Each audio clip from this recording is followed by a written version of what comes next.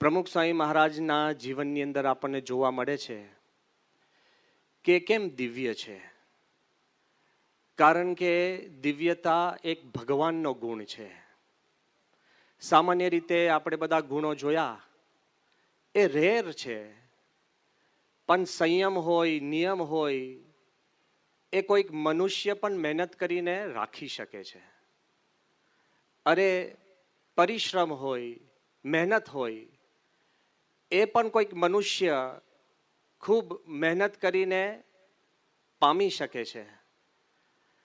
આગળ જતા આપણે જોઈએ કે એવા કોઈક મનુષ્ય આપણને પ્રાપ્ત થાય કે કદાચ અપમાનમાં પણ સ્થિર રહે, માનમાં પણ પોતે પચાવવા પ્રયત્ન કરે,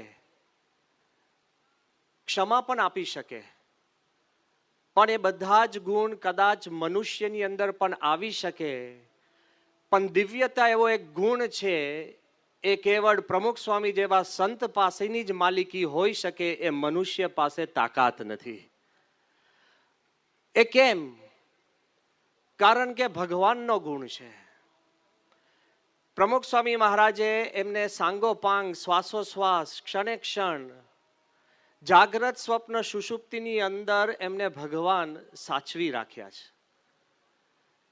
રગોરગની અંદર ભગવાન છે, એ એની પ્રતીતિ છે. એના કારણે સ્વામી શ્રી દિવ્ય છે. એમાં વધઘટ નથી કે કોઈક પ્રસંગમાં દિવ્ય હોય અને પછી ન હોય. જેમ સાકરનો ગુણ છે, આંખ બંધ કરીને ખાવ તોય ઘડી લાગે, આંખ ખુલ્લી તોય ઘડી, બીમારીમાં પણ ઘડી, દોડતા બેઠા સૂતા ખાવ તોય ઘડી લાગે.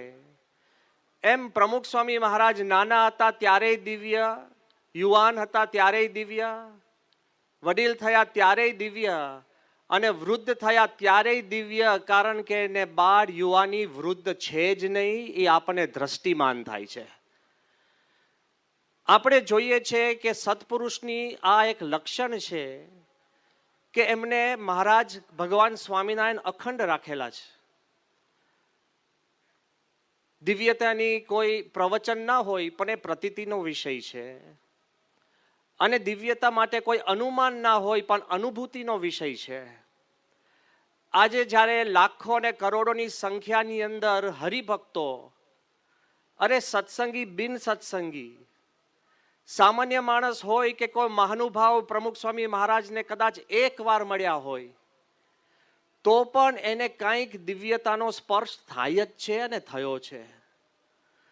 હું તાજેતરનો જ એક દ્રષ્ટાંત આપું. થોડા સમય પહેલા સંતો મિડલ ઇસ્ટ કહેતા કે ગલ્ફ કન્ટ્રીઝમાં જવાનું થયું, અને ત્યાં બહરેનના પ્રાઇમ મિનિસ્ટર, જે ખૂબ બહુ જ સ્ટ્રોંગ, સ્ટર્ન અને ખૂબ મજબૂત વ્યક્તિ ગણાય છે, 40 વર્ષથી prime minister, his royal highness prince Khalifa, 2 કે 3 મિનિટ સંતોને આપી હતી.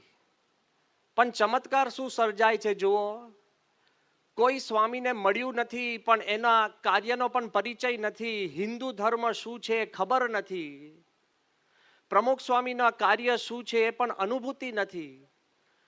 પણ જે ક્ષણે સંતોએ એને બાપા અને એમના ભૂતપૂર્વ ભાઈ શેખ ઈસાનો જ્યારે ફોટો દેખાડ્યો, પડવાર ફોટો હાથમાં લઈને પ્રાઇમ મિનિસ્ટર સાહેબ જોવા લાગ્યા, જોયા જ કરે.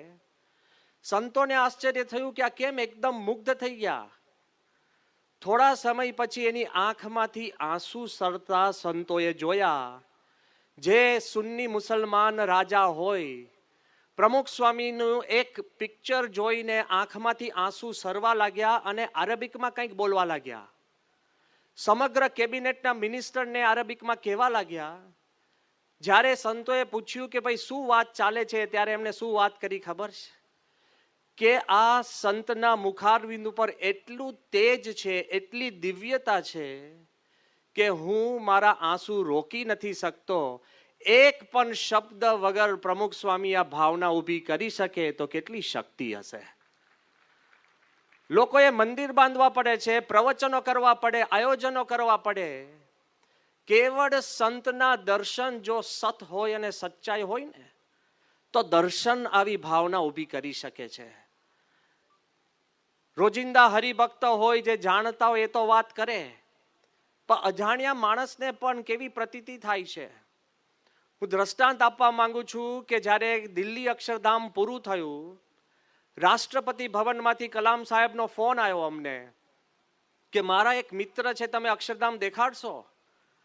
જ્યારે આખી દુનિયાને આપણે અક્ષરધામ દેખાડતા હોય અને રાષ્ટ્રપતિના મિત્ર હોય એને દેખાડવામાં શું પ્રશ્ન છે. કલામ સાહેબે ઉમેર્યું, કહ્યું કે આ મિત્ર થોડાક છે ને વિશિષ્ટ છે અને કદાચ થોડાક વિચિત્ર પણ છે. સંતોને લાગ્યું કે એવા વિચિત્ર ને વિશિષ્ટ કોણ હોય, તો એમણે કહ્યું કે એ બહુ આસ્તિક નથી. સંતો કે ભલે આવે.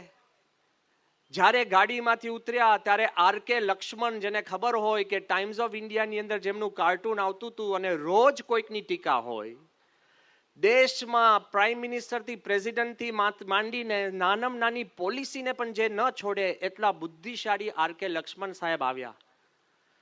આગળ અક્ષરધામ જ્યારે દેખાડતા હતા, કાંઈ જ શબ્દ બોલે નહીં, નોન કમ્યુનિકેટિવ. અને જ્યારે સંતોએ બોટ રાઇડ દેખાડી, બીજું બધું દેખાડ્યું, થોડા ઘણા રાજી થયા. પછી સંતોના મનમાં હિંમત થઈ, મને જ વિચાર આવ્યો કે આટલા બધા એ રાજી થયા એવું દેખાય છે, તો જરા આપણે કહીએ કે તમારે પ્રમુખ સ્વામીના દર્શન કરવા છે. મોટામાં મોટી ભૂલ. અત્યારે હું તમારી આગળ જાહેરમાં કબૂલું છું કે મેં જ પૂછ્યું કે સાહેબ પ્રમુખ સ્વામીના દર્શન કરવા છે, તો એમણે શું પૂછ્યું ખબર છે કે હુ ઇઝ હી, કે પ્રમુખ સ્વામી કોણ છે. હવે કેટલા આપણે શર્મિંદા થઈ જઈએ. એટલે મેં એવું કીધું કે જેમણે આ અક્ષરધામ બનાવ્યું તે કે સો વોટ. કદાચ કોકને વિવેક જેવું લાગે તોય કે આટલું મોટું અક્ષરધામ બનાવ્યું તો જવું જોઈએ. પછી અમને તો કેવી રીતના બહાર નીકળવું એ પ્રશ્ન થઈ ગયો. ઘણીવાર આપણાથી ન બોલવાનું બોલાઈ જાય, પછી આખી જિંદગી પસ્તાઈએ. એ પરિસ્થિતિમાં જ્યારે આપણે કહ્યું તે કે સો વોટ, આપણે એમને કહ્યું કે સાહેબ, કલામ સાહેબ એમને ઘણી વાર મળ્યા છે. એ કે કેટલી વાર? અમે કીધું અનેક. તો ચાલો, જે વ્યક્તિને પ્રમુખ સ્વામીનો પરિચય નથી, જેમને પ્રમુખ સ્વામીની કાંઈ પડી નથી, જેમને અક્ષરધામ જોયા પછી પણ મહિમાની એક લહેર ફૂટી નથી, એમને પ્રમુખ સ્વામી પાસે તમને લઈ જાઓ, અમે મૂંઝાતા હતા કે શું કરવું. આ બાજુ પ્રમુખ સ્વામીને ખબર નથી કે આર.કે. લક્ષ્મણ કોણ છે, આર.કે. લક્ષ્મણને ખબર નથી કે પ્રમુખ સ્વામી કોણ છે. જ્યારે સ્વામીના રૂમની અંદર કીધા વગર વ્હીલચેરની અંદર જ્યારે અમે એમને લઈ ગયા, બાપા ઈશ્વર સ્વામી જોડે કંઈક વાતો કરતા હતા. આછો પ્રકાશ હતો, સ્વામીને સફેદ દાઢી હતી, ખોડામાં એક ઓસીકું હતું, એટલા તેજોયમાન લાગતા હતા. આઈ હેવ ટુ કન્ફેસ, એટલા આપણે કહે ને એકદમ સ્પ્લેન્ડરસ લાગતા હતા. જેવી વ્હીલચેર લઈને ગયા, સ્વામી આમ ફરીને સ્વામી કીધું કે સાહેબ કોણ છે એમ કરીને સ્વામી આમ હાથ લાંબો કર્યો. જેવો હાથ સ્પર્શ્યો ને પકડ્યો, એક શબ્દ બોલ્યા વગર આર.કે. લક્ષ્મણ નાના બાળકની જેમ રડવા જ માંડ્યા. રડ્યા જ કરે, રડ્યા જ કરે, રડ્યા જ કરે. એ રડતા જાયને બાપા પૂછે કે સાહેબ કોણ છે? લે, સાહેબને પડી નથી કે પ્રમુખ સ્વામી કોણ છે. અને સ્વામીએ પૂછ્યું, હજુ અમે બાપાને સમજાય પહેલા આર.કે. લક્ષ્મણને પાણી આપી અને એમને ડૂમો ભરાઈ ગયો તો શાંતિથી સ્થિર થયા. અને પછી આર.કે. લક્ષ્મણે શું કહ્યું ખબર છે કે there is a flood of piece. એક શાંતિનું અને દિવ્ય પૂર વહી રહ્યું છે પ્રમુખ સ્વામીમાંથી. અને કે મેં જિંદગીમાં અનુભૂતિ નથી કરી. અને પછી એ હાથ જોડીને બોલ્યા કે મારે રોજનો દિવસ, અત્યાર સુધી એક દિવસ એવો પસાર નથી થયો કે when there is nothing to criticise. રોજ મને કંઈક ટીકા દેખાય, કોકની મૂછ વાંકી હોય, વાળ વાંકા હોય, કોકની બોલી, કંઈક લખાણ, કંઈક મને ખોટું અને ટીકા દેખાય. આ મારી જિંદગીનો પહેલો દિવસ છે કે there is nothing to criticise. કોઈ ટીકા મને નથી દેખાતી. એવા પ્રમુખ સ્વામી મહારાજ છે. અને પછી ક્લાઇમેક્સ તો એ છે કે જ્યારે અમે પાછા નીકળતા હતા ત્યારે એમણે મને કહ્યું કે હું ખરેખર રડતો હતો. જે વ્યક્તિએ ભલભલાને રડાવ્યા હતા એ કે હું ખરેખર રડતો હતો. અમે કીધું કે હા સાહેબ. તો એક કામ કરજો ને, મને મારા રડતા ફોટા આપજો, મારી પત્ની બહુ રાજી થશે, મારે એને આપવા છે. This is R K. લક્ષ્મણ. પણ જ્યારે નીકળતા નીકળતા ફરીવાર એમને મને પૂછ્યું કે એ સ્વામી કોણ હતા. લે, મેં કીધું પ્રમુખ સ્વામી મહારાજ. તો એને કીધું કે હું 5 વાર એમનું નામ લઉં છું, પ્રમુખ સ્વામી, પ્રમુખ સ્વામી, પ્રમુખ સ્વામી. અને આજે હું કલામ સાહેબને જઈને કહીશ કે I met the most finest person on this earth, the most divine main on this અર્થ. હું કહીશ કે હું સંપૂર્ણ ઉત્તમ વ્યક્તિ અને દિવ્ય વ્યક્તિને મળ્યો. આ તો બધું પતી ગયું. પણ રાતના 12 વાગે કલામ સાહેબનો મને ફોન આવ્યો કે નાસ્તિક પણ આસ્તિક બને છે એ પ્રમુખ સ્વામીના સ્પર્શથી. ભગવાન રાખ્યા છે એ દિવ્ય છે. અને આ ક્ષણ માત્ર માટે નથી. આ પ્રસંગ જાહેરમાં મારે જ્યારે કહેવાનો વારો હતો ત્યારે મેં આર.કે. લક્ષ્મણ સાહેબને પુના ફોન કર્યો. અને પરવાનગી લેવી પડે, મોટા માણસ છે, ન ફોન કરો અને ન પરવાનગી લો તો પ્રશ્ન થાય. તો એમને મને ત્યાં પુનાથી શું કીધું ખબર છે? મને કે Swamiji, this is true, 100% true. એમને પ્રતીતિ અનુભૂતિ હતી. એને કીધું because it is true, climb the roof and shout it out that પ્રમુખ સ્વામી ઇઝ ડિવાઇન. લે, તમે ઘર ઉપર છાપરે ચડીને તમે દુનિયાને કહેજો કે પ્રમુખ સ્વામી દિવ્ય છે. એક બહારના માણસ તમને ને મને કહે કે પ્રમુખ સ્વામી દિવ્ય છે.